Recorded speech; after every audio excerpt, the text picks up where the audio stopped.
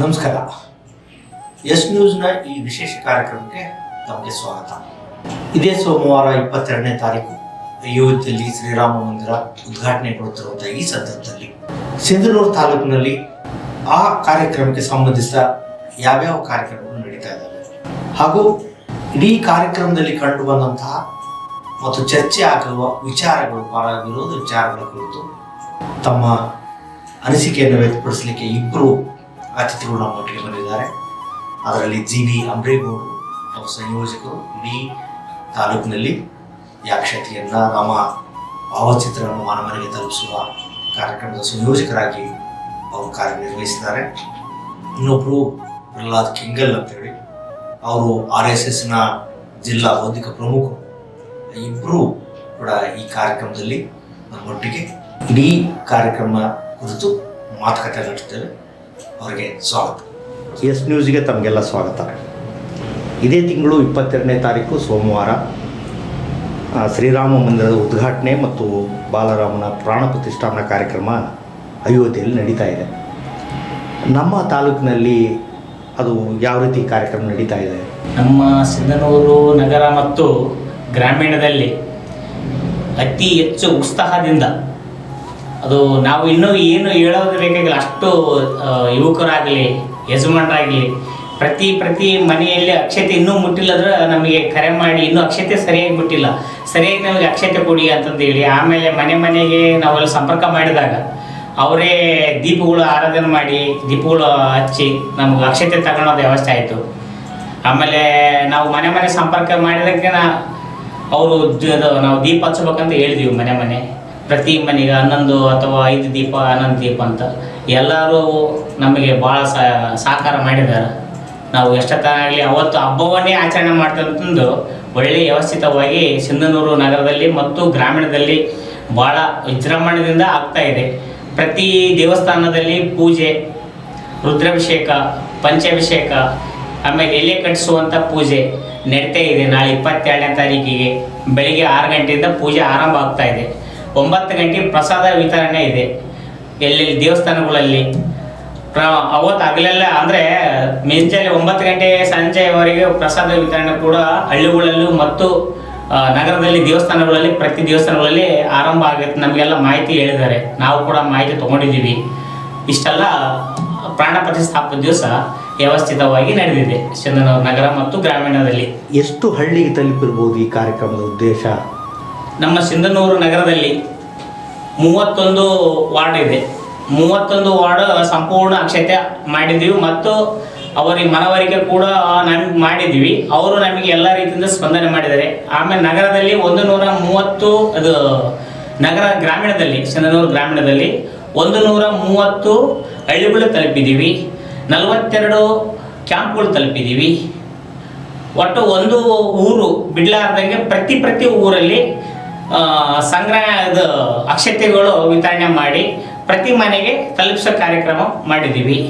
ಯಾವ ಸಂಘಟನೆಯ ಹೆಸರಿನಲ್ಲಿ ಇದು ಕಾರ್ಯಕ್ರಮ ಜರುಗ್ತಾ ಇದೆ ಅಂತ? ಅದು ಟ್ರಸ್ಟಿ ವತಿಯಿಂದ ನಾವು ವ್ಯವಸ್ಥೆ ಮಾಡಿದ್ದೀವಿ. ಇದು ಶ್ರೀರಾಮ ಟ್ರಸ್ಟಿನಿಂದ, ಎಲ್ಲಿಂದ ಅಯೋಧ್ಯೆ ಟ್ರಸ್ಟ್ಲಿಂದ ಈ ಕಾರ್ಯಕ್ರಮವು ವ್ಯವಸ್ಥೆ ಮಾಡಿದ್ದೀವಿ. ಬಜರಂಗ ದಳ ಇರ್ಬೋದು, ವಿಶ್ವ ಹಿಂದೂ ಪರಿಷತ್ ಸಂಘ ಇರ್ಬೋದು, RSS ಇರ್ಬೋದು, ಇವೆಲ್ಲ ಕೈ ಜೋಡಿಸಿ ಈ ಕಾರ್ಯಕ್ರಮವನ್ನು ನೆರವೇರಿಸಿದ್ದಾರೆ ಎಲ್ಲರೂ ಕೂಡಿ. ಸೊ ಈ 22ನೇ ತಾರೀಕು ನಡೆಯುವಂತಹ ಕಾರ್ಯಕ್ರಮ ಶ್ರೀರಾಮ ಭಕ್ತರಿಗೆ ಖುಷಿ ಕೊಡುವಂಥ ಸಂಗತಿ, ಇದರಲ್ಲಿ ಯಾರು ಮಾತಿಲ್ಲ. ಆದರೆ ಇತ್ತೀಚೆಗೆ ತಾವು ಗಮನಿಸಿದ ಹಾಗೆ, ತಾವು ಕೂಡ ಮಾಧ್ಯಮಗಳನ್ನು ಗಮನಿಸಿರ್ತೀರಿ, ಇದು ಎಲ್ಲೋ ಒಂದು ಕಡೆ BJPಯ ಕಾರ್ಯಕ್ರಮ ಅನ್ನುವಂತಹ ಮಾತು ಕೇಳಿ ಬರ್ತಾ ಇದೆ. ಇದ್ರ ಬಗ್ಗೆ ತಮ್ಮ ಅಭಿಪ್ರಾಯ? ಇದು ಸಂಘಕ್ಕೆ ಯಾವ ವಿಚಾರಕ್ಕೂ ಪಕ್ಷ ಜವಾಬ್ದಾರಿ ಇಲ್ಲ. ಪಕ್ಷದವ್ರನ್ನು ನಾವು ಅದ್ರ ಬಗ್ಗೆ ಮಾಹಿತಿ ತಗೊಂಡಿಲ್ಲ. ನಮ್ಮ ಜೊತೆ ಬಂದವರೆಲ್ಲರೂ ಜೈ ಶ್ರೀರಾಮ್ ಅಂತಂದೇಳಿ ಭಗಧ್ವಜ ಹಿಡಿದುಕೊಂಡು ಕೊರಳಲ್ಲಿ ಕೇಸರಿ ಟೋಲ್ ಹಾಕ್ಕೊಂಡು ನಮಗೆ ಅಕ್ಷತೆ ಕೊಡೋಕ್ಕಾಗಿ ಬಂದರ ವಿನಃ ನಾನು BJP ಜಾಂಡ್ ಹಿಡ್ಕೊಂಬರ್ತೀನಂತ ಯಾವ ಕಾರಣಕ್ಕೂ ಯಾರೂ ಬಂದಿಲ್ಲ. ರಾಮನಿಗಾಗಿ ನಾವು ನಂದು ಶ್ರಮ ಇಲ್ಲ ಅಂತ ಬಂದಿದ್ದಾರೆ. ಪಕ್ಷದವ್ರನ್ನ ಅಂತಂದು ಯಾವ ಕಾರಣಕ್ಕೂ ನಮ್ಮ ಅಕ್ಷತೆ ಕೊಡೋಕ್ಕಾಗಿ ಯಾರೂ ಬಂದಿಲ್ಲ. ಮತ್ತು ಅವರ ಶ್ರಮ ಕೂಡ ಇರ್ಬೋದು, BJP ಪಕ್ಷ ಅಂತ ಶ್ರಮ ಇಲ್ಲ. ನಾವು ಒಂದು ಹಿಂದೂ, ನಮ್ಮ ಭಾರತ ದೇಶ ಹಿಂದೂ ರಾಷ್ಟ್ರ ಎಂಬ ಒಂದು ರಾಮ ನಮ್ಮ ಆರಾಧ ದೈವ ಎಂಬ ಒಂದು ಕಾರಣಕ್ಕಾಗಿ ಎಲ್ಲರೂ ಒಗ್ಗಟ್ಟಾಗಿ ನಾವು ಮಾಡಿದ್ವಿ. ಪಕ್ಷದಿಂದಂತೂ ಮಾಡೇ ಇಲ್ಲ ನಾವು ಈ ಕಾರ್ಯಕ್ರಮವನ್ನು. ಅಲ್ಲ, ನೀವು ಶ್ರೀರಾಮ ಟ್ರಸ್ಟಿನ ಮೇಲಿನ ನಿರ್ಣಯಗಳನ್ನು ತಳಹಂತದಲ್ಲಿ ಒಬ್ಬ ಹಿಂದೂ ಭಕ್ತರಾಗಿ ನೀವು ಕಾರ್ಯಕ್ರಮವನ್ನು ಜಾರಿ ಮಾಡ್ತಾ ಇದ್ದೀರಿ. ಆದರೆ ಈ ಪ್ರಶ್ನೆ ಯಾಕೆ ಉದ್ಭವ ಆಗ್ತದೆ ಅಂತಂದರೆ, ಈಗಾಗಲೇ ತಮಗೆ ಗೊತ್ತಿದ್ದ ಹಾಗೆ ಇದು ಕಾಂಗ್ರೆಸ್ ವರ್ಸಸ್ BJP ಅನ್ನೋ ಲೆಕ್ಕದಲ್ಲಿ ಅವರವರ ಚುನಾವಣೆಯ ನಿಟ್ಟಿನಲ್ಲಿ ಚರ್ಚೆ ಆಗ್ತಾ ಇರೋ ಹಿನ್ನೆಲೆಯಲ್ಲಿ ನಿಮಗೆ ನಾವು ಕೇಳ್ತಾ ಇರೋದು. ಯಾಕೆಂದರೆ ಟ್ರಸ್ಟು ನಿಮಗೆ ಗೊತ್ತಿದ್ದಾಗಿ ಎಲ್ಲ ಪಕ್ಷಗಳ ಮುಖಂಡರಿಗೆ ಆಹ್ವಾನ ಕೊಟ್ಟಿದ್ದು. ಇದು ಯಾಕೋ ಈ ಚರ್ಚೆ ಕಾರಣ ಆಯಿತು ಏನೋ ಅಂತ ನನಗನ್ನಿಸ್ತದೆ. ಒಂದು ವೇಳೆ ಅವರು ಶ್ರೀರಾಮ ಭಕ್ತರಿಗೆ ಅಷ್ಟೇ ಕೊಟ್ಟಿದ್ರೆ ಈ ಪ್ರಶ್ನೆ ಬರ್ತಿರಲಿಲ್ಲ. ಈಗ ಪಕ್ಷ ಶ್ರೀರಾಮನ ನಂಬೋದು ಬಿಡ್ಬೋದು, ಪಕ್ಷಕ್ಕೂ ಶ್ರೀರಾಮನಿಗೂ ಸಂಬಂಧ ಇಲ್ಲ. ಹಾಗಾಗಿ ಈ ಪ್ರಶ್ನೆಯನ್ನು ಎತ್ತಾ ಇದ್ದೀವಿ. ಮತ್ತು BJPಯ ಮುಖಂಡರ ಮುಖವಾಡಗಳು ಎಲ್ಲ ಕಡೆ ಪ್ರಚಾರ ಆಗ್ತಾರೆ ಎನ್ನುವಲ್ಲಿ ಈ ಪ್ರಶ್ನೆಯನ್ನು ನಿಮ್ಗೆ ಎತ್ತಾ ಇದ್ದೀವಿ. ಹೀಗಾಗಿ ನಿಮಗೆ ಇದರಲ್ಲಿ BJPಯ ಏನೂ ತನ್ನ ಲಾಭ ಇಲ್ಲ ಅಂತ ಅನಿಸುತ್ತಾ ನಿಮಗೆ? ಅಥವಾ BJPಯು ಯಾವ ಕಾರಣಕ್ಕೂ ಇದು ಸಂಘದಿಂದ ಲಾಭ ಇಲ್ಲ. ಅವರು ಈ ಹಿಂದುತ್ವ ಎಂಬ ಸಲುವಾಗಿ, ನಮ್ಮ ದೇಶವು ಹಿಂದೂ ರಾಷ್ಟ್ರ ಎಂಬ ಸಲುವಾಗಿ, ಆಮೇಲೆ ಅಯೋಧ್ಯೆಯಿಂದ ಬಂದಂಥ ಅಕ್ಷತೆ ಅಂದರೆ ಟ್ರಸ್ಟ್ ಅದು ಏನು ಮಾರ್ಗವಾಗಿ ಸೂಚನೆ ಮಾಡಿತ್ತು ಅದರ ಪ್ರಕಾರವಾಗಿ ನಮ್ಮ ಜೊತೆ ಅವರು ಕೈ ಜೋಡಿಸಿ ನಮಗೆ ಇದು ಮಾಡಿಕೊಟ್ಟಿದ್ದಾರೆ. ಆದರೆ ನಾವು BJP ಅಂತ ಕಾರಣಕ್ಕೂ ಯಾವ ಕಾರಣಕ್ಕೂ ಅವ್ರ ಪಕ್ಷದಿಂದ ತೋರಿಸಿಲ್ಲ. ಅವರು ಕಾಂಗ್ರೆಸ್ನವ್ರಿಗೆ ಕೆಲವೊಂದು ವಿಷಯ ಪ್ರಶ್ನೆಗಳು ಪ್ರಸ್ತಾಪ ಮಾಡಿದಾಗಾಗಿ ಪಕ್ಷದವರಿಗೆ ಉತ್ತರ ಕೊಡ್ತಾ ಇದ್ದಾರೆ ವಿನಃ ಇಲ್ಲ ಅಯೋಧ್ಯದಿಂದ ಅಂತ ಉತ್ತರ ಕೊಡ್ತಕ್ಕಂಥದ್ದಲ್ಲ. ಇದು ನಮ್ಮ ಭಾವನೆ. ಇದು ಸರಿ. ಈಗಾಗಲೇ BJP ಕಾಂಗ್ರೆಸ್ಸು ರಾಮ ಚರ್ಚೆ ಅಂತೂ ಸಿಕ್ಕಾಪಟ್ಟೆ ನಡೆದಿದೆ. ಆ ಪ್ರಶ್ನೆ ಹೆಚ್ಚು ಚರ್ಚೆ ಆಗೋದಕ್ಕಿಂತ ಇತ್ತೀಚೆಗೆ ನಾವು ಈ ಒಂದು ರಾಮ ಮಂದಿರ ಉದ್ಘಾಟನೆಯಲ್ಲಿ ಬಹಳ ಮುಖ್ಯವಾದಂತಹ ಪ್ರಶ್ನೆಯನ್ನು ಶಂಕರಾಚಾರ್ಯ ಮಠದವರು ಎತ್ತಿರುವಂಥ ಪ್ರಶ್ನೆ, ಅದು ಏನಂತ ತಮಗೆ ಗೊತ್ತು. ಅಂದರೆ ಪೂರ್ಣವಾದಂತಹ ರಾಮ ಮಂದಿರ ಆಗದೇ ಅಲ್ಲಿ ಪ್ರಾಣ ಪ್ರತಿಷ್ಠಾಪನೆ ಮಾಡೋದು ಸರಿಯಲ್ಲ ಅನ್ನುವಂಥದ್ದು, ಧರ್ಮ ಒಪ್ಪೋದಿಲ್ಲ ಅನ್ನುವಂಥದ್ದು ಅವರ ಅನಿಸಿಕೆ. ಈ ಕುರಿತು ನೀವೇನು ಹೇಳ್ತೀರಿ? ಹಿಂದೂ ಅನುಯಾಯಿಗಳಾಗಿ, ಹಿಂದೂ ಧರ್ಮದ ರಕ್ಷಕರಾಗಿ ನಿಮ್ಮ ಅಭಿಪ್ರಾಯ ಏನು? ನಮ್ಮ ಅಯೋಧ್ಯೆಯಲ್ಲಿ ಬಾಲರಾಮ ಪ್ರತಿಷ್ಠಾಪನೆ ಅಂಥ ಸಮಯ ಮತ್ತೆ ಮರುಕಳಿಸುವುದಿಲ್ಲ ಅನ್ನೋ ಒಂದು ಸಮಯಕ್ಕಾಗಿ ಆ ಒಂದು ಗರ್ಭಗುಡಿಯಲ್ಲಿ ಸ್ಥಾಪನೆ ಮಾಡೋಕ್ಕೆ ವ್ಯವಸ್ಥೆ ಮಾಡಿದ್ದಾರೆ.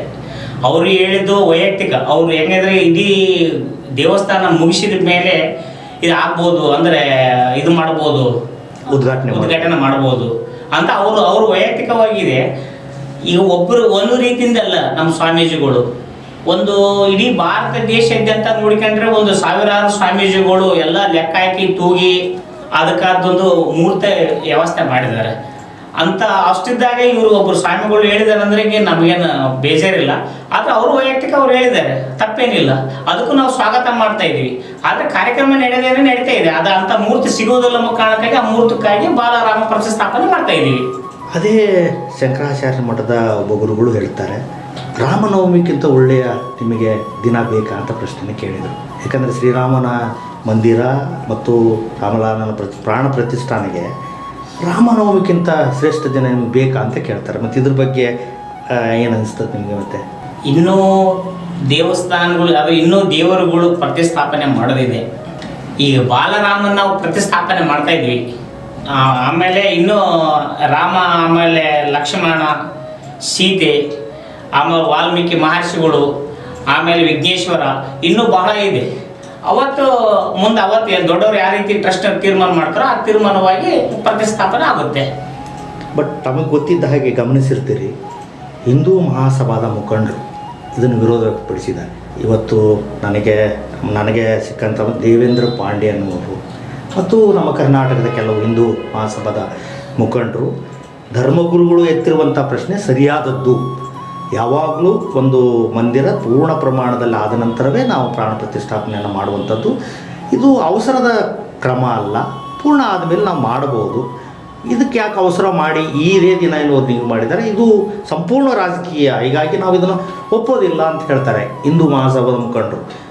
ತಾವು ಶಂಕರಾಚಾರ್ಯ 4 ಪೀಠ ಇಡೀ ತಮಗೆ ಗೊತ್ತಿದ್ದ ಹಾಗೆ ಇವತ್ತು ಸನಾತನ ಧರ್ಮದ ಮುಖ್ಯವಾಗಿರುವಂಥ ಪೀಠಗಳು. ಅವರ ಮಾತು ಬೇರೆಯವರೆಷ್ಟು ಒಪ್ತಾರೋ ಬಿಡ್ತಾರೋ, ಹಿಂದೂ ಧರ್ಮದ ಅನುಯಾಯಿಗಳಾಗಿ ಧರ್ಮಕ್ಕಾಗಿ ನೀವು ಒಪ್ಪೋದಿಲ್ಲ ಅನ್ನೋದು ಎಷ್ಟು ಸರಿ ಅಂತ ನನ್ನ ಪ್ರಶ್ನೆ. ಹಿಂದೂ ಧರ್ಮದ ಬಹಳಷ್ಟು ಸಂತರು ಈ ವಿಚಾರದಲ್ಲಿ ತಮ್ಮ ಅಭಿಪ್ರಾಯವನ್ನು ವ್ಯಕ್ತಪಡಿಸಿದ್ದಾರೆ. ಆದರೆ ಈ ಪೂರ್ಣ ಪ್ರಾಕಾರದ ದೇವಸ್ಥಾನ ಉದ್ಘಾಟನೆ ಪೂರ್ತಿಯಾಗಿ ಆಗಬೇಕಂದ್ರೆ ಸುಮಾರು ಇನ್ನೊಂದು 6 ರಿಂದ 7 ವರ್ಷಗಳ ಕಾಲ ಸಹಜವಾಗಿ ಬೇಕೇ ಬೇಕಾಗುತ್ತೆ. ಆ ದೃಷ್ಟಿಯಿಂದ ಕಳೆದ 6 ತಿಂಗಳ ಹಿಂದೆಯೇ ನಮ್ಮ ಈ ರಾಮ ಮಂದಿರದ ಕನ್ಸ್ಟ್ರಕ್ಷನ್ ತೊಗೊಂಡಂಥ L&T ಕಂಪ್ನಿಯವ್ರ ಜೊತೆ ಒಪ್ಪಂದ ಆಗಿತ್ತು. 6 ತಿಂಗಳಿಂದಲೇ ಇದು ಉದ್ಘಾಟನೆ ಆಗಬೇಕಾಯಿತು. ಆದರೆ ಫೌಂಡೇಶನ್ನ ಭಾಳಷ್ಟು ಕೆಲಸ ಸ್ವಲ್ಪ ವಿಳಂಬ ಆಗಿದ್ದಕ್ಕೋಸ್ಕರ ಇದು 6 ತಿಂಗಳು ಲೇಟ್ ಆಯಿತು ಅಷ್ಟೇ. ಹಾಗಾಗಿ ಈ ಸೋಮನಾಥ ನೀವು ಉದಾಹರಣೆ ತೊಗೊಂಡ್ರೆ ಗುಜರಾತ್ನ ಸೋಮನಾಥ ದೇವಾಲಯ ಅದನ್ನು ಅಷ್ಟೇ ಪೂರ್ತಿ ಸಂಪೂರ್ಣ ದೇವಸ್ಥಾನನ ನಿರ್ಮಾಣ ಮಾಡಿ ಅದನ್ನು ಉದ್ಘಾಟನೆ ಮಾಡಲಿಲ್ಲ. ಸಹಜವಾಗಿ ಒಂದು ಪ್ರಾಕಾರದ ಏನು ಗರ್ಭಗುಡಿ, ಆ ಗರ್ಭಗುಡಿಯ ಮುಂದಿನ ಮಂಟಪ ಈ ಥರದ್ದೆಲ್ಲ ಸಹಜವಾಗಿ ರೆಡಿ ಆದ ತಕ್ಷಣ ಅದನ್ನ ಉದ್ಘಾಟನೆಗೊಳಿಸಿದ್ರು. ಹೀಗೆ ಸ್ವಾಮೀಜಿಗಳು ಅವರ ಅಭಿಪ್ರಾಯ ವ್ಯಕ್ತಪಡಿಸಿದ್ದಾರೆ. ಸಹಜ ಎಲ್ರಿಗೂ ಸ್ವತಂತ್ರ ಇದೆ ದೇಶದಲ್ಲಿ ತಮ್ಮ ಅಭಿಪ್ರಾಯ ವ್ಯಕ್ತಪಡಿಸೋಕ್ಕೆ. ಇದು ಒಳ್ಳೆಯ ಮುಹೂರ್ತ ಇದೆ. ಹಾಗಾಗಿ ಅವ್ರದ್ದೇ ಸರಿ ಇನ್ನೂ ಉಳಿದ ಸ್ವಾಮೀಜಿಗಳು ಏನಾದರೂ ತಪ್ಪ ಅನ್ನುವ ನಾವು ಚರ್ಚೆಗೆ ಬರೋಲ್ಲ. ಸಹಜವಾಗಿ ಆ ದಿನಾಂಕವನ್ನು ನಿಗದಿಪಡಿಸಿದ್ದಾರೆ ಭಾಳಷ್ಟು ಸ್ವಾಮೀಜಿಗಳು. ಅವ್ರಿಗೂ ಒಂದು ರೀತಿಯ ಬೆಲೆ ಇರಬೇಕಲ್ಲ. ನಮ್ಮ ಪ್ರಶ್ನೆ ಇರೋದು ನೀವು ಕೇಳಿದ್ದೀವಿ, ನೀವು ಸೋಮನಾಥ ದೇವಸ್ಥಾನದ ಕೂಡ ಹಿಂದೆ ಈ ರೀತಿ ಆಗಿತ್ತಂತ. ಅದಕ್ಕೂ ಕೂಡ ಅವರು ಸ್ವಾಮಿಗಳೇ ಉತ್ತರ ಕೊಟ್ಟಿದ್ದಾರೆ ಅಂತ ನನಗೆ ಅನಿಸುತ್ತೆ. ಅಲ್ಲಿ ಇರುವಂಥದ್ದು ಹೊಸದಾಗಿ ನಿರ್ಮಿತ ಆಗಿರುವಂಥ ಮಂದಿರಲ್ಲ, ಅದು ಜೀರ್ಣೋದ್ಧಾರವನ್ನು ಮಾಡಿ ನಾವು ಮಾಡಿದ್ದೇವೆ. ಅದಕ್ಕೆ ಹಾಗಾಗಿ ಅದು ಸರಿಯಾದಂಥದ್ದು. ಇದು ಪ್ರಾರಂಭ ಮೊದಲೇ ಆಗ್ತಕ್ಕಂಥ ಮಂದಿರ ಆಗಿರೋದ್ರಿಂದ ಇದು ಈ ರೀತಿ ಆಗೋದೇ ಸರಿ ಅನ್ನುವಂಥ ಮಾತುಗಳನ್ನು ಹೇಳ್ತಾ ಇದ್ದಾರೆ. ಹೀಗಾಗಿ ಎಲ್ಲೋ ಒಂದು ಕಡೆ ಉದ್ದೇಶ ಪೂರ್ಣವಾಗಿ ಮಾಡಿದರೆ ಎಲ್ಲರಿಗೂ ಸಂತೋಷ ಆಗ್ತಿತ್ತೇನೋ ಅನ್ನುವಂಥದ್ದು ನಿಜವಾದ ರಾಮಭಕ್ತರ ಅನಿಸಿಕೆ ಅಂತ ನಮಗನಿಸ್ತದೆ. ಹೀಗಾಗಿ ತಮ್ಮ ಅಭಿಪ್ರಾಯ ತಿಳಿಸಿದ್ರೆ ಏನು ಅನಿಸುತ್ತೆ ಅಂತ.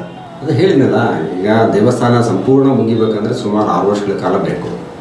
ಅಲ್ಲ ಆಗಲಿ ಸರ್, ಏನು ತೊಂದರೆ ಏನಿದೆ ಅಂತ? ಹಾಗಲ್ಲ, ತೊಂದರೆ ಏನಿದೆ ಅಂತ? ದೇವಸ್ಥಾನದ ಭಾಳಷ್ಟು ಸುಮಾರು 500 ವರ್ಷಗಳ ಇತಿಹಾಸದ ದೇವಸ್ಥಾನ ಇದು.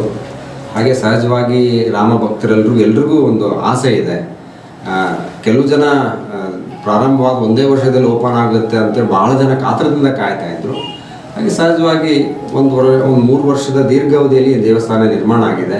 ಕೆಳಗಿನ ರಾಮಲಲ್ಲಾನ ಪ್ರಾಣ ಪ್ರತಿಷ್ಠಾಪನೆ ಆಗ್ತಾ ಇದೆ. ಈ ಓಪನಿಂಗ್ ಮಾಡೋದ್ರಿಂದ ಯಾರಿಗೆ ತೊಂದರೆ ಅಂತ ಹೇಳಿ ನನ್ನ ಪ್ರಶ್ನೆ ಆಗಿದೆ. ಅಲ್ಲ, ತೊಂದರೆ ಅಂತ ಯಾರ್ದು ಇಲ್ಲ ಇಲ್ಲಿ. ಇಲ್ಲಿ ರಾಮ ಭಕ್ತರಿಗೂ ತೊಂದರೆ ಆಗಲಿಕ್ಕಿಲ್ಲ, ಬೇರೆ ಪ್ರಶ್ನೆನೇ ಬರಲ್ಲ ಇಲ್ಲಿ. ಅವರು ಎತ್ತಿರುವಂಥ ಪ್ರಶ್ನೆ ಏನಿದೆ ಅಂದರೆ, ಒಂದು ವೇಳೆ ನೀವು ಪ್ರಾಣ ಪ್ರತಿಷ್ಠಾಪನೆ ಮಾಡಿದಂತಹ ದೇವಸ್ಥಾನದಲ್ಲಿ ಮೂರ್ತಿಯನ್ನು ಇಟ್ಟಿರುವಾಗ, ಇವತ್ತು ಇನ್ನೂ ಅಂಡರ್ ಕನ್ಸ್ಟ್ರಕ್ಷನ್ ಇರುವಾಗ ಮೇಲೆಲ್ಲ ಹತ್ತಿ ಓಡಾಡುವಂಥದ್ದು ಆ ಎಲ್ಲ ಚಟುವಟಿಕೆ ಮಾಡೋದರಿಂದ ಆ ರಾಮನಿಗೆ ತಗಲೋ ಅಪಚಾರ ಅಲ್ಲವೇ ಅನ್ನುವಂಥದ್ದು ಅವರ ಮಾತಿನ ಅರ್ಥ. ಯಾವುದೇ ದೇವಸ್ಥಾನ ಪೂರ್ಣ ಪ್ರಮಾಣದಲ್ಲಿ ಆಗದೇ ಅದಕ್ಕೆ ಪ್ರಾಣ ಪ್ರತಿಷ್ಠಾಪನೆ ಮಾಡಿದಂಥ ಯಾರೂ ಕೂಡ ಒಪ್ಪದೇ ಇರುವಂಥ ಇದು ವಿಚಾರ. ಹೀಗಾಗಿ ಅವಸರ ನಿಜವಾಗಲೂ ರಾಮ ಭಕ್ತರಿಗಿಂತ BJPಗಿತ್ತು ಅನ್ನೋದೇ ಎಲ್ಲರ ವಾದ. ಆ ಕಾರಣಕ್ಕಾಗಿ ಈ ಪ್ರಶ್ನೆಯನ್ನು ಕೇಳ್ತಾ ಇರೋದು ನಾವು. ಆಗ ದೇವಸ್ಥಾನಗಳ ಧರ್ಮಶಾಸ್ತ್ರದಲ್ಲೂ ಇದೆ. ಪೂರ್ತಿ ಸಹಜವಾಗಿ ಒಂದು ದೇವಸ್ಥಾನ ಗರ್ಭಗುಡಿ ಒಳಗಿನ ಶಿಖರ ಅದೆಲ್ಲ ಆದ ತಕ್ಷಣವೇ ಮುಂದೆ ಕೆಲಸಗಳು ಹಾಗೆ ನಿರಂತರ ನಡೀತಾನೆ ಇರ್ತದೆ. ಹಾಗಾಗಿ ಎಲ್ಲವನ್ನ ಪೂರ್ಣಗೊಳಿಸಿನೇ ಉದ್ಘಾಟನೆಗೊಳ್ಬೇಕಂತಲೂ ಯಾವ ಧರ್ಮಶಾಸ್ತ್ರದಲ್ಲೂ ಇಲ್ಲ. ಹಾಗಾಗಿ ಅದನ್ನು ಉದ್ಘಾಟನೆಗೊಳ್ಳುವಂಥ ಏನು ಟ್ರಸ್ಟ್ ಇದೆ, ಟ್ರಸ್ಟಲ್ಲಿನೂ ಪೂಜ್ಯ ಸ್ವಾಮೀಜಿಗಳು ನಮ್ಮ ಕರ್ನಾಟಕದವರಾದಂಥ ವಿಶ್ವಪ್ರಸನ್ನ ತೀರ್ಥ ಸ್ವಾಮೀಜಿಗಳು ಇದ್ದಾರೆ. ಹಾಗಾಗಿ ಅವರು ಒಂದೊಳ್ಳೆ ಸಂದರ್ಭಕ್ಕೆ ಈ ಒಂದು ಕೆಳ ಹಂತದ ಈ ಒಂದು ಮಹಡಿಯಲ್ಲಿ ರಾಮಲಲ್ಲಾನ ಪ್ರಾಣ ಪ್ರತಿಷ್ಠಾಪನೆ ಮುಗಿದ ನಂತರ ಉದ್ಘಾಟನೆ ಮಾಡೋಣ ಅಂತ ಒಂದು ಟ್ರಸ್ಟ್ನ ತೀರ್ಮಾನ ತೊಗೊಂಡಿದ್ದಾರೆ. ಅದನ್ನೆಲ್ಲರೂ ಸ್ವಾಗತಿಸಬೇಕು. ಹಾಗೆ ಎಲ್ಲದಕ್ಕೂ ನಕಾರಾತ್ಮಕ ಚಿಂತನೆಗಳನ್ನು ಮಾಡ್ತಾ ಪ್ರಶ್ನೆಗಳನ್ನು ಕೇಳ್ತೋದ್ರೆ ಯಾವುದಕ್ಕೂ ಸಮಂಜಸ ಉತ್ತರ ಸಿಗಲ್ಲ ಅನಿಸುತ್ತೆ. ಹಾಗಾಗಿ ಇದನ್ನು ಯಾವುದೋ ರಾಜಕಾರಣ ಅನ್ನೋದೇನಿಲ್ಲ ಇದರಲ್ಲಿ. ನಮ್ಮ ದೇಶದ ಪ್ರಧಾನಮಂತ್ರಿಗಳು ಯಾವುದೇ ಪಕ್ಷದ ಪ್ರಧಾನಮಂತ್ರಿ ಅಂತ ಅಲ್ಲ ಅವರು. ಹಾಗೆ ಹೇಳಿದ್ನಲ್ಲ, ಕಳೆದ ಗುಜರಾತ್ನ ಸೋಮನಾಥ ದೇವಾಲಯದ ಸಂದರ್ಭದಲ್ಲೂ ಆಗಿನ ಟ್ರಸ್ಟ್ ಆಗಿನ ಪ್ರಧಾನಮಂತ್ರಿಗಳಾದಂತಹ ಜವಾಹರ್ಲಾಲ್ ನೆಹರು ಅವ್ರನ್ನ ಉದ್ಘಾಟನೆ ಕರೆದಿದ್ರು. ಅವರ ದುರಾದೃಷ್ಟ ಅವ್ರು ಹೋಗಲಿಲ್ಲ. ಇವರು ಅದನ್ನು ಒಪ್ಕೊಂಡಿದ್ದಾರೆ. ಸಹಜವಾಗಿ ಅದು ನನ್ನ ಸುಮಾರು ವರ್ಷಗಳ ನನ್ನ ಒಂದು ಸುದಿನ. ಹಾಗಾಗಿ ಅದನ್ನು ಟ್ರಸ್ಟ್ ಕೊಟ್ಟಂಥ ಆಹ್ವಾನವನ್ನು ಸ್ವೀಕಾರ ಮಾಡಿದ್ದಾರೆ. ದೇಶದ ಪ್ರಧಾನಮಂತ್ರಿಗಳಾಗಿ ಅದಕ್ಕೆ ಹೋಗ್ತಾ ಇದ್ದಾರೆ. ಯಾವುದೇ ಪಕ್ಷದ ವಕ್ತಾರರಾಗಿ, ಯಾವುದೇ ಪಕ್ಷದ ಹೆಡ್ ಅಂತ ಹೋಗ್ತಾ ಇಲ್ಲ, ದೇಶದ ಪ್ರಧಾನಮಂತ್ರಿಗಳು. ಆ ದೃಷ್ಟಿಯಿಂದ ಅದನ್ನು ಉದ್ಘಾಟನೆಗೊಳ್ತಿರೋದು. ಹಾಗಾಗಿ ಅದಕ್ಕೆ ಯಾವುದೇ ಪಕ್ಷದ ಲೇಪನ ಬಳಿಯೋದು ಸರಿಯಲ್ಲ ಅಂತ ಗೊತ್ತೆ. ಸಂವಿಧಾನದ ಅಡಿಯಲ್ಲಿ ಅವರು ಪ್ರಧಾನಿಯಾಗಿರ್ತಾರೆ. ಒಬ್ಬ ಮೋದಿಯಾಗಿ ಮಾಡ್ಬೋದೇ ಹೊರತು ಅವರು ನಿಮ್ಮ ಪೂಜ್ಯನೇ ಹೇಳಿದ ಹಾಗೆ ಪ್ರಾಣ ಪ್ರತಿಷ್ಠಾಪನೆಗೆ ಇರುವಂತಹ ಅರ್ಹತೆ ಏನು ಅನ್ನೋದ್ರ ಬಗ್ಗೆ ಹೇಳಿದ್ದಾರೆ ಅವರು. ಹೊರತಗಳು ಸಂಬಂಧಪಟ್ಟಂತೆ ಯಾರು ಅಲ್ಲಿ ಕೂತ್ಕೋಬೇಕು, ಯಾರು ಅದಕ್ಕೆ ಅರ್ಹರು ಅಂತೇಳಿ. ಸೊ ಎಲ್ಲವನ್ನೂ ಗಮನಿಸಿದಾಗ ಎಲ್ಲೋ ಒಂದು ಕಡೆ ಧರ್ಮದ ಎಲ್ಲೋ ಅಪಚಾರ ಆಗುತ್ತಂತ ಅನಿಸಲ್ವ ನಿಮಗೆ ಎಲ್ಲೂ ಕೂಡ? ಸಂವಿಧಾನದಲ್ಲಿ ಧರ್ಮ ಇಲ್ಲ ಅಂತೀರ ನಿಮ್ಮ ಅಭಿಪ್ರಾಯದಲ್ಲಿ? ಧರ್ಮ ಸಂವಿಧಾನದಲ್ಲಿ ಇಲ್ಲ ಅಂತ, ಎಲ್ಲ ಧರ್ಮವನ್ನು ಸಮಾನತೆಗೆ ಕಾಣಬೇಕಂತ ಹೇಳ್ತದೆ ಹೊರತು ಒಂದು ಧರ್ಮದ ಪರವಾಗಿ ಇನ್ನೊಂದು ಧರ್ಮವನ್ನು ಇದು ಮಾಡುವಂಥದ್ದು ಯಾವುದೂ ಕೂಡ ಒಪ್ಪೋದಿಲ್ಲ. ಮತ್ತು ಪರ ವಿರುದ್ಧ ಅನ್ನೋ ಮಾತೇ ಪ್ರಶ್ನೆನೇ ಇಲ್ಲ. ಇದು ತಾನು ನಂಬಿದ್ದಕ್ಕಂಥ, ತಾನು ಹುಟ್ಟಿ ಬೆಳೆದಂಥ ಧರ್ಮದ ಒಂದು ಪ್ರತಿನಿಧಿಯಾಗಿ ಒಂದು ಸುಮಾರು 500 ವರ್ಷಗಳ ಇತಿಹಾಸದ ಒಂದು ಭವ್ಯವಾದ ಮಂದಿರವನ್ನು ಉದ್ಘಾಟನೆ ನನ್ನನ್ನು ಕರಿತಿದ್ದಾರೆ ಅಂತೇಳಿ ಅದಕ್ಕೆ ಖುಷಿ ಪಟ್ಟಿದ್ದಾರೆ. ಇಡೀ ಭಾರತದ ಎಲ್ಲ ಸಮಸ್ತ ನಾಗರಿಕರ ಪ್ರತಿನಿಧಿಯಾಗಿ ಅವರು ಅದಕ್ಕೆ ಒಪ್ಕೊಂಡಿದ್ದಾರೆ ಹೊರತು ಇದನ್ನು ಯಾವುದು ಪಕ್ಷ ಆ ರೀತಿಯಾದ ಯಾವುದೇ ಆಲೋಚನೆಗಳಿಲ್ಲ. ಹಾಗಾಗಿ ಇದನ್ನು ಯಾರು ಈ ಥರ ಪ್ರಧಾನಮಂತ್ರಿಗಳು ಉದ್ಘಾಟನೆ ಮಾಡಬಾರ್ದಂತ ಯಾವ ಧರ್ಮಶಾಸ್ತ್ರದಲ್ಲೂ ಇಲ್ಲ. ಉದ್ಘಾಟನೆಗೆ ಯಾರೇ ಸ್ವಾಮೀಜಿಗಳೇ ಮಾಡಬೇಕಂತ ಯಾವ ಧರ್ಮಶಾಸ್ತ್ರದಲ್ಲೂ ಇಲ್ಲ. ಸಹಜವಾಗಿ ಅವತ್ತು ದೇಶದ ಪ್ರಧಾನಮಂತ್ರಿ ಅಂತ ಹೇಳಿ ಅವ್ರನ್ನ ಕರೆದಿದ್ದಾರೆ ಹೊರತು ಉದ್ಘಾಟನೆ, ಉದಾಹರಣೆ ಕೆಂಪುಕೋಟೆಯಲ್ಲಿ ಧ್ವಜಾರೋಹಣ ಮಾಡ್ತಾರೆ, ಕಾರ್ಯಕ್ರಮಕ್ಕೆ ಎಲ್ಲರನ್ನೂ ಕರೆದಿರ್ತಾರೆ, ಆದರೆ ಧ್ವಜಾರೋಹಣ ಏರಿಸೋರು ಪ್ರಧಾನಮಂತ್ರಿಗಳೊಬ್ಬರೇ. ಹಾಗೆ ಇವತ್ತಿನ ಆ ದಿನ ಪ್ರತಿಷ್ಠಾಪನೆ ಕಾರ್ಯಕ್ರಮಕ್ಕೆ ಎಲ್ಲ ಪಕ್ಷದ ನಾಯಕರುಗಳನ್ನು ಕರೆದಿದ್ದಾರೆ, ದೇಶದ ಹಲವಾರು ಉದ್ಯಮಿಗಳನ್ನು, ಸೆಲೆಬ್ರಿಟಿಗಳನ್ನು ಎಲ್ಲರನ್ನ ಕರೆದಿದ್ದಾರೆ. ಹಾಗಾಗಿ ಅದಕ್ಕೆ ಪೂರ್ವಗ್ರಹ ಪೀಡಿತವಾದಂತಹ ಏನು ಮನಸ್ಸಲ್ಲಿರೋರಿಗೆ ಇನ್ನೇನು ಮಾಡೋಕ್ಕಾಗಲ್ಲ. ಅಂದರೆ ಶಂಕರಾಚಾರ್ಯ ಪೀಡಿದನು ಪೂರ್ವಗ್ರಹ ಪೀಡಿತರಂತೀರಿ ನೀವು? ಅಲ್ಲ, ಅವರು ಅಭಿಪ್ರಾಯಗಳನ್ನು ವ್ಯಕ್ತಪಡಿಸೋಕೆ ಎಲ್ರಿಗೂ ಅವರಿಗೆ ಸ್ವಾತಂತ್ರ್ಯ ಇದೆ, ಅವರು ವ್ಯಕ್ತಪಡಿಸಿದ್ದಾರೆ ಅಷ್ಟು ಅವರ ಅಭಿಪ್ರಾಯಗಳನ್ನು. ಹಾಗಾದರೆ ಮಿಕ್ಕಿದೆಲ್ಲ ಸ್ವಾಮೀಜಿಗಳ ನಿರ್ಧಾರ ತಪ್ಪು ಅಂತ ಅನಿಸುತ್ತೆ. ಹಾಗಾದರೆ ಎಲ್ಲ ಸ್ವಾಮೀಜಿಗಳ ನಿರ್ಣಯ ತಪ್ಪು ಅಂತ ಹೇಳೋಕ್ಕಾಗುತ್ತಾ? ಅಲ್ಲ, ಈಗ ನಾವು ಹೇಳೋದಕ್ಕಿಂತ ಹಿಂದೂ ಧರ್ಮದ ಬಗ್ಗೆ ಸಾಕಷ್ಟು ತಿಳಿದುಕೊಂಡಂಥ ನೀವುಗಳೇ ಹೇಳಬೇಕು ಹೊರತು ಹಿಂದೂ ಧರ್ಮದ ಬಗ್ಗೆ ಆ 4 ಪೀಠಗಳಿಗಿಂತ ಬೇರೆಯವರು ಹೆಚ್ಚು ತಿಳ್ಕೊಂಡ್ರೆ ಅವ್ರು ತಿಳ್ಕೊಂಡಿಲ್ಲ ಅನ್ನೋದು ನಿಮ್ಮ ಅಭಿಪ್ರಾಯ ಅಂದರೆ ನಮ್ಮ ಪ್ರಶ್ನೆಯೇ ಇಲ್ಲ. ಅಲ್ಲ, ಇದು ತಿಳ್ಕೊಳ್ಳೋದು ಅನ್ನೋ ಆ ಥರ ಪ್ರಶ್ನೆ ಅಲ್ಲ. ಈಗ ಅದನ್ನು ನಿರ್ಣಯ ಮಾಡಿದ್ದಾರೆ, ಅದಕ್ಕೆ ಉದ್ಘಾಟನೆಗೆ ಸಮಯ ನಿಗದಿಪಡಿಸಿದ್ದಾರೆ ಅಂದರೆ ಅದೇನು ಧರ್ಮದ ಪ್ರಕಾರ ಇಲ್ಲ ಅಂತ ಅರ್ಥ. ಆ ರೀತಿ ಆದರೆ ಅವರು ಅಭಿಪ್ರಾಯನ ವ್ಯಕ್ತಪಡಿಸಿದ್ದಾರೆ ಅಷ್ಟೇ. ಅವರು ಇದು ಮಾಡ್ತಾರೆ ತಪ್ಪು ಅಂತ ಹೇಳ್ತಾ ಇಲ್ಲ, ಪೂರ್ಣ ಆದಮೇಲೆ ಉದ್ಘಾಟನೆ ಮಾಡ್ಬೋದಾಗಿತ್ತು, ಈ ಥರ ತಮ್ಮ ಅಭಿಪ್ರಾಯನ ವ್ಯಕ್ತಪಡಿಸಿದ್ದಾರೆ.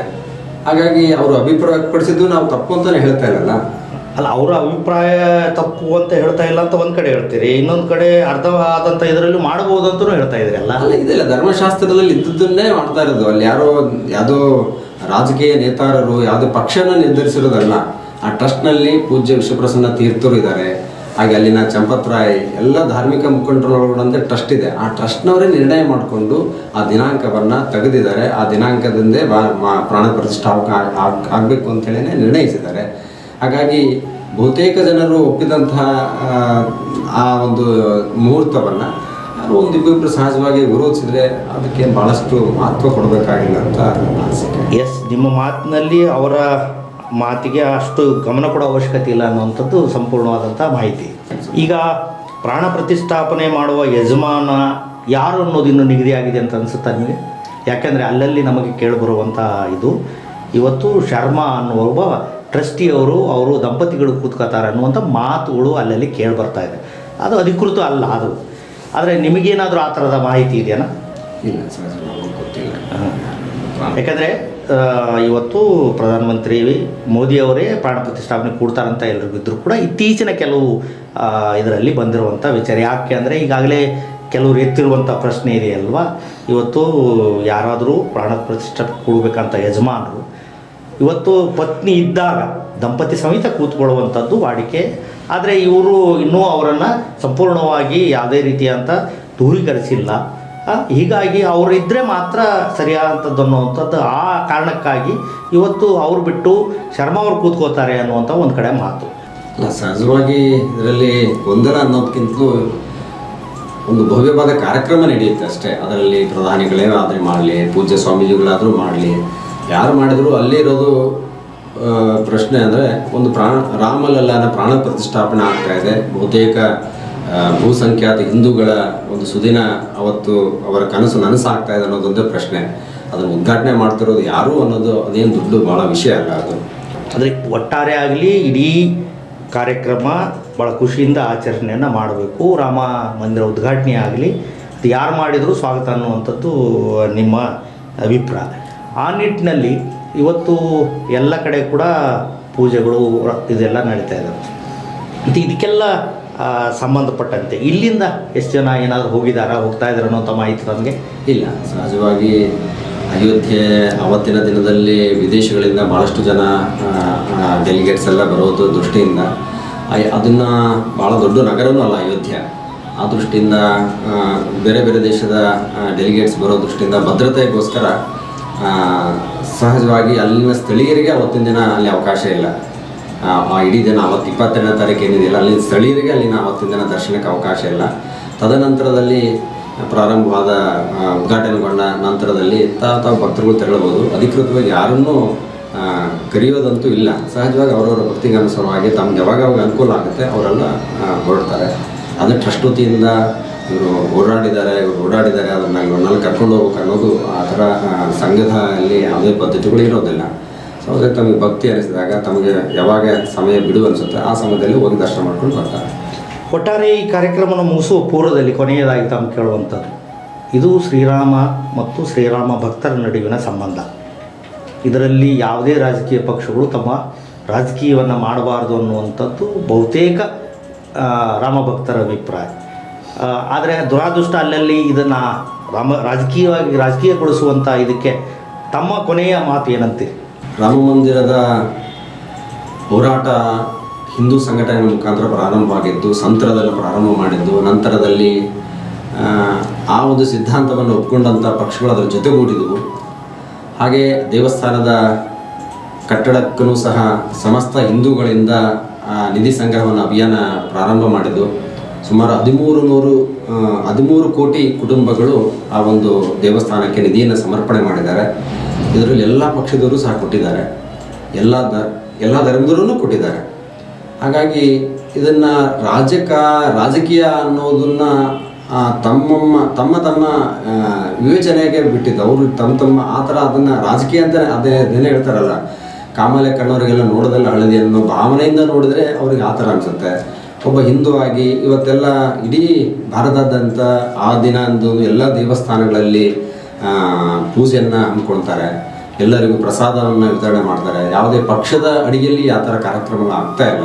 ಎಲ್ಲ ಸಾರ್ವಜನಿಕರ ಮತ್ತು ಹಿಂದೂ ಭಕ್ತರ, ರಾಮ ಭಕ್ತರ ಅನುಯಾಯಿಗಳು ಎಲ್ಲರೂ ಅದನ್ನು ಭಾಳ ವಿಜೃಂಭಣೆಯಿಂದ, ಯಾವುದೇ ಮೆರವಣಿಗೆಗಳಿಲ್ಲದೇನೆ ಒಟ್ಟು ಒಂಥರ ಧಾರ್ಮಿಕ ಕಾರ್ಯಕ್ರಮ ಅಡಿಯಲ್ಲಿ ಯಾವ ರೀತಿ ಈ ಕಾರ್ಯಕ್ರಮ ಮಾಡಬೇಕು ಅನ್ನೋ ದೃಷ್ಟಿಯಿಂದ ಯಾವುದೇ ಮೆರವಣಿಗೆ ಇಲ್ಲದೆ, ಯಾವುದೇ ಪಟಾಕಿ ಇಲ್ಲದೆ ತಮ್ಮ ದೇವಸ್ಥಾನ ಕೇಂದ್ರಿತವಾಗಿ ಕಾರ್ಯಕ್ರಮಗಳು ಆಚರಣೆ ಮಾಡಬೇಕಂತೇಳಿ ಟ್ರಸ್ಟ್ನು ಒಂದು ನಿರ್ಧಾರ ಮಾಡಿದೆ.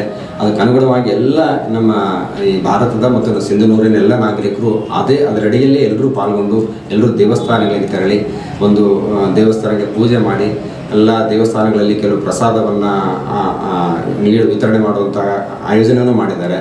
ಹಾಗೆ ಸಂಜೆ ಅವರವರ ಮನೆಗಳಲ್ಲಿ ದೀಪಗಳನ್ನು ಹಚ್ಚೋದು, ದೇವಸ್ಥಾನಗಳಲ್ಲಿ ದೀಪವನ್ನು ಹಚ್ಚೋದು, ಈ ರೀತಿಯಾಗಿ ಒಟ್ಟಾರೆ ಆ ದಿನವನ್ನು ಬಹಳ ಸಂತೋಷದಿಂದ ಮತ್ತು ವೈಭವದಿಂದ ಆ ದಿನವನ್ನು ಕಳಿಬೇಕು ಅನ್ನೋದು ಟ್ರಸ್ಟ್ನ ಒಂದು ಆಶಯ. ಆ ರೀತಿಯಾಗಿ ಒಂದು ಆ ದಿನದ 22ನೇ ತಾರೀಕಿನ ದಿನದಂದು ಈ ರೀತಿಯಾಗಿ ಟ್ರಸ್ಟ್ನ ಏನು ನಿರ್ಧಾರ ಇದೆ ಆ ಒಂದು ನಿವೇದನೆ ಮಾಡಿದೆ ಸಮಾಜಕ್ಕೆ. ಆ ನಿವೇದನೆ ತಕ್ಕಾಗಿ ಎಲ್ಲ ಸಾರ್ವಜನಿಕರು ಅದರಲ್ಲಿ ಪಾಲ್ಗೊಳ್ತಾರೆ ಅನ್ನೋದೇ ಸೊ ಧನ್ಯವಾದಗಳು. ನಮ್ಮ ಅನಿಸಿಕೆ ಕೂಡ ಇದು ಶ್ರೀರಾಮ ಮತ್ತು ಶ್ರೀರಾಮ ಭಕ್ತರ ನಡುವಿನ ಕಾರ್ಯಕ್ರಮ, ಧಾರ್ಮಿಕ ಕಾರ್ಯಕ್ರಮ. ಈ ಧಾರ್ಮಿಕ ಕಾರ್ಯಕ್ರಮದಲ್ಲಿ ಅವರವರ ನಂಬಿಕೆಗನುಸಾರವಾಗಿ ಎಲ್ಲರೂ ಭಾಗವಹಿಸಲಿ, ಖುಷಿ ಪಡಲಿ. ಇದರಲ್ಲಿ ಯಾವುದೇ ರೀತಿಯಂಥ ಭೇದ ಭಾವ ಬೇಡ. ಆದರೆ ಇದನ್ನು ರಾಜಕೀಯಗೊಳಿಸುವಂತಹ ಯಾವುದೇ ಪಕ್ಷಕ್ಕೂ ಕೂಡ ನಾವು ಒಪ್ಪುವುದಿಲ್ಲ ಮತ್ತು ಅದನ್ನು ವಿರೋಧಿಸ್ತೇವೆ ಅನ್ನುವ ಮಾತಿನೊಂದಿಗೆ ಬಂದಿದ್ದಕ್ಕಾಗಿ ಧನ್ಯವಾದಗಳು. ನಮಸ್ಕಾರ. ನಮಗೂ ಎಸ್ ನ್ಯೂಸ್ ನಮ್ಮನ್ನು ಕರೆದು ಈ ಸಂಬಂಧಪಟ್ಟಂಗೆ ಸಾರ್ವಜನಿಕರಿಗೆ ವಿಷಯಗಳನ್ನು ವಿಮರ್ಶೆ ಮಾಡೋದಕ್ಕೆ ಮತ್ತು ಸಾರ್ವಜನಿಕರಿಗೆ ಹಲವಾರು ವಿಷಯಗಳನ್ನು ಹೇಳೋದಕ್ಕೆ ಅನುಕೂಲ ಮಾಡಿಕೊಟ್ಟಂಥ ಎಸ್ ನ್ಯೂಸ್ನ ಸಂಪಾದಕರಾದ ತಮಗೂ ಸಹ ಧನ್ಯವಾದಗಳನ್ನು ತಿಳಿಸ್ತಾ ಜೈ ಶ್ರೀರಾಮ್. ಇಲ್ಲಿಯವರೆಗೂ ಅವರ ಮಾತುಗಳನ್ನು ಕೇಳಿದಿರಿ. ಒಟ್ಟಾರೆಯಾಗಿ ಎಸ್ ನ್ಯೂಸ್ ತನ್ನ ಅಭಿಪ್ರಾಯವನ್ನು ಎಲ್ಲರೊಟ್ಟಿಗೆ ಹಂಚಿಕೊಳ್ಳೋದೇನೆಂದರೆ, ಸೋಮವಾರದಂದು ಜರುಗುವ ಶ್ರೀರಾಮ ಮಂದಿರದ ಉದ್ಘಾಟನೆ ಕಾರ್ಯಕ್ರಮ, ಆ ಕಾರ್ಯಕ್ರಮದಲ್ಲಿ ಭಾಗವಹಿಸುವ ಎಲ್ಲ ಶ್ರೀರಾಮ ಭಕ್ತರು ಖುಷಿ ಪಡಲಿ, ಸಂತೋಷ ಪಡಲಿ. ಅವರವರ ನಂಬಿಕೆ ವಿಚಾರ, ಆ ನಂಬಿಕೆಯನ್ನು ಪ್ರಶ್ನೆ ಮಾಡುವ ಹಕ್ಕು ನಮಗಿಲ್ಲ. ಆದರೆ ಆ ನಂಬಿಕೆಯನ್ನೇ ಇವತ್ತು ರಾಜಕೀಯ ದಾಳವಾಗಿ ಬಳಸುವ ಯಾವುದೇ ರಾಜಕೀಯ ಪಕ್ಷಕ್ಕೂ ಹಕ್ಕಿಲ್ಲ. ಆ ಥರ ಕ್ರಿಯೆಗಳು ನಡೀತಿರುವ ಹಿನ್ನೆಲೆಯಲ್ಲಿ ಅದು ಸರಿಯಲ್ಲ, ಅದು ತಪ್ಪು ಅನ್ನೋದನ್ನು ಮತ್ತೆ ಹೇಳ್ತಾ ಈ ಕಾರ್ಯಕ್ರಮ ಮುಗಿಸ್ತಾ ಇದ್ದೀನಿ. ನಮಸ್ಕಾರ.